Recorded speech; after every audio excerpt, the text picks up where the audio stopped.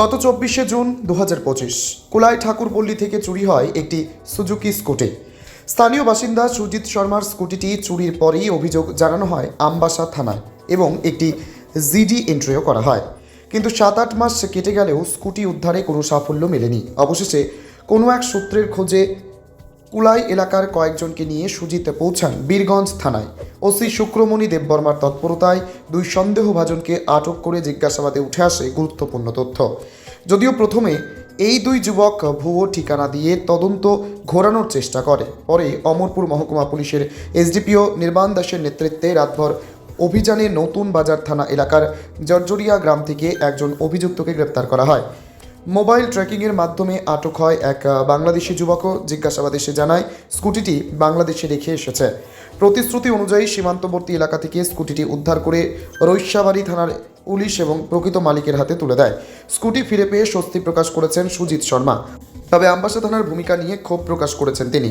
এলাকায় ধারাবাহিক বাইক চুরির ঘটনায় সাধারণ মানুষের মধ্যেও বাড়ছে প্রশ্ন। ব্যুরো রিপোর্ট, নিউজ 24 জন।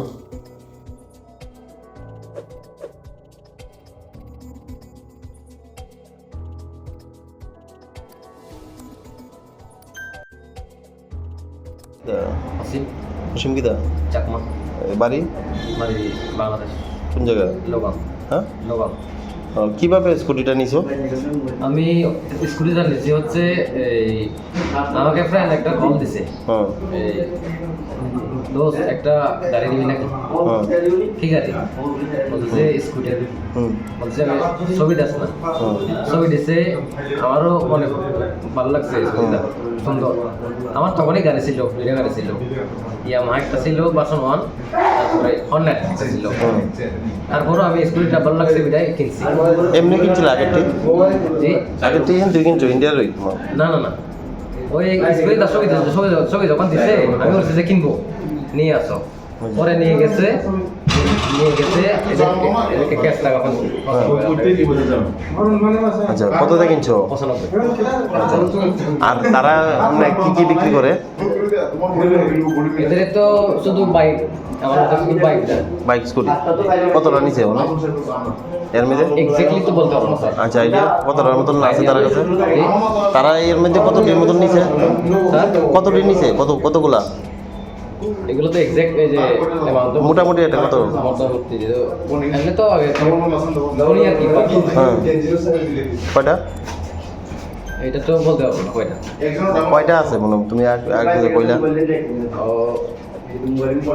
আমার মতে ওখানে তখন 3-4 স্কুটি আছে আরো 10-12টা না বুঝলে? 10-12 টাকার কাছে আছে কইলা যে? এটা আমার জানা, ওইটা তো এর একসঙ্গে মানে 3-4টা ছিল, এর আগেও তো এরা পার করছে। কয়জন তারা গ্রুপে? কজন আছে তো বলতে পারবো না, আমাকে 2জন দিয়ে আসছে বাইক। যে দোস্ত কইছে তোমার এর নাম কি? যাতে কিনছো? হ্যাঁ, রাকিন চাকমা, দিনেশ চাকমা। কি নাম? রাকিন চাকমা, দিনেশ চাকমা। আর একজন? 2জন দিয়ে আসছে যে। হ্যাঁ, রাকিব। আরেকজন? দিনেশ চাকমা। এর বাড়ি কোন জায়গায়? বাড়ি রূপসেনপাড়া। হ্যাঁ, রূপসেনপাড়া। রূপসানপুর, বাংলাদেশ। আচ্ছা আচ্ছা, আপনার স্কুটিটা কবে হারাইছিলেন? এটা আজকের থেকে 7-8 মাস আগে। তারিখটা ঠিক আছে 24 জুন 2025 কুলাই ঠাকুরপল্লী থেকে আর কি। আচ্ছা, এটা কিভাবে নিয়েছিল? এটা এমনি তো আমার বাড়ির সামনের থেকে চুরে রয়ে গেছিলো, শুনলাম। তো আমরা একটা আমবাসা পিএসে আমরা একটা মিসিং ডায়েরি করছিলাম, কিন্তু 7-8 মাস ধরে প্রায় কোনো রেসপন্স পাইছি না। আচ্ছা, তারপর আমরা একটা ক্লু পেয়ে গেছি বীরগঞ্জ থানাতে। ওইখানে বীরগঞ্জ থানার সহযোগিতায় এবং আমাদের সহযোগিতায় 2-3 জনকে তারা আটক করছে থানাতে।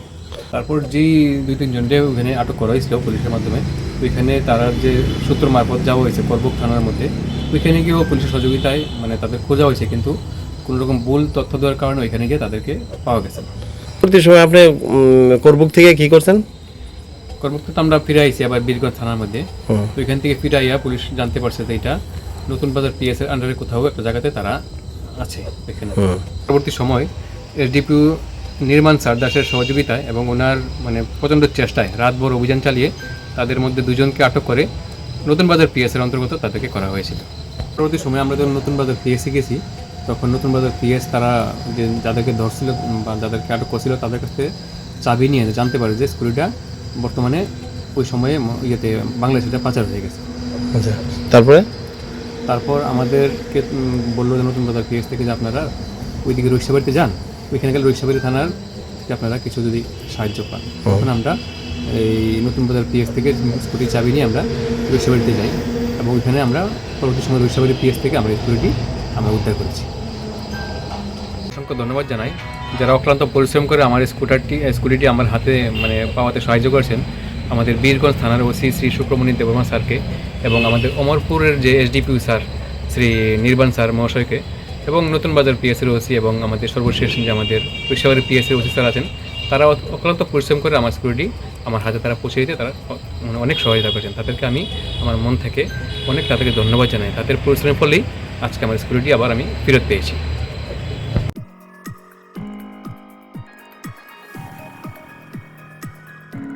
क्या आप जानते हैं होम्योपैथी में बिना सर्जरी और साइड इफेक्ट्स के जटिल रोगों का समाधान संभव है। अगरतला शहर में कम खर्च में सटीक होम्योपैथी इलाज का एकमात्र पता है आरोग्य the complete homeopathic health care solution. हम आधुनिक होम्योपैथिक पद्धति से माइग्रेन, अस्थमा, एलर्जी, चर्म रोग, कई अन्य जटिल बीमारियों का इलाज करते हैं। हमारे अनुभवी चिकित्सक हड्डियों की समस्याओं, डायबिटीज और अन्य गंभीर बीमारियों का अत्यंत देखभाल और सावधानी के साथ उपचार करते हैं। पूरी तरह प्राकृतिक, बिना किसी साइड इफेक्ट और प्रभावी होम्योपैथी चिकित्सा के माध्यम से किसी भी बीमारी के इलाज के लिए आज ही हमसे संपर्क करें। अपॉइंटमेंट बुक करने के लिए इस नंबर पर कॉल करें 9612721087। हमारा पता बहादुर तली लेन, RMS चौमोनी, अगरतला, पश्चिम त्रिपुरा।